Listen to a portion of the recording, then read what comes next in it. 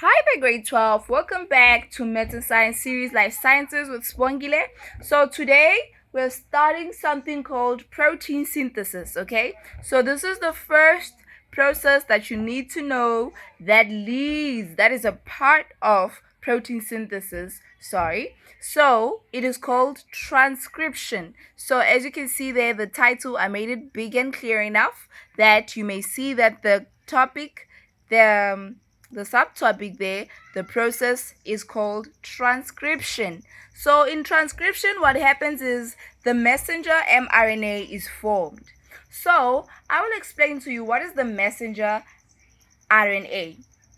So the messenger RNA, it is the molecule of RNA that carries the coded information required to make the specific protein. Where is this information being carried from? So the messenger RNA took that coded information from the DNA. So when DNA replication was taking place, it was taking place so that it can also give rise to the protein synthesis. So let me explain further what I mean.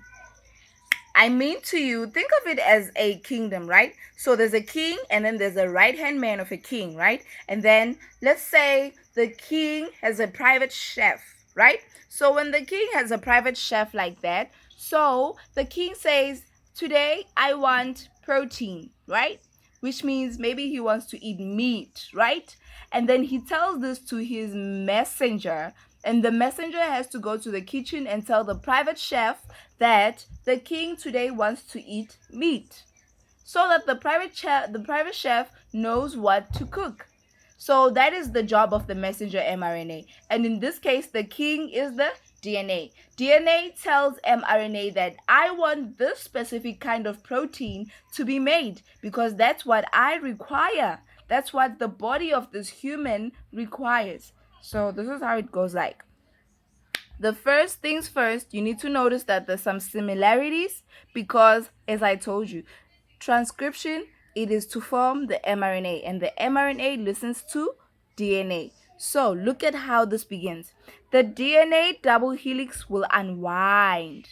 Why is it the DNA double helix? Because the coded information will be taken from the DNA, right? So they need to tell us how is it taken from the DNA. So they are telling us that the DNA double helix will unwind, and then the weak hydrogen bonds will unzip to form those two separate strands. And then this is the interesting part. But one strand acts as a template. And this part they chose strand 2.